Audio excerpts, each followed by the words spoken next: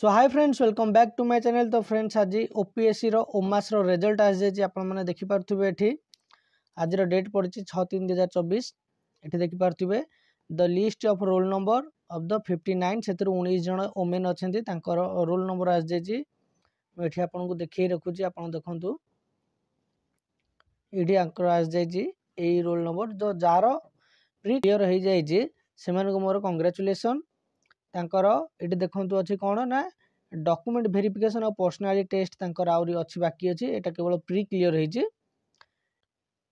तो ये देखिपे commission decide कर डॉक्यूमेंट वेरिफिकेशन और पर्सनालिटी टेस्ट हम 18/3/2024 और 19/3/2024 यही दुईट दिन में आर्ट कोड देखु doctor PK. Parija road 19 Cuttack. ये डॉक्यूमेंट वेरिफिकेशन हम और पर्सनाल टेस्ट हम। तो ये आज अपडेट। जब वीडियो भल लगी तेज लाइक करेंगे, शेयर करेंगे, चैनल को सब्सक्राइब करेंगे। रही थैंक यू।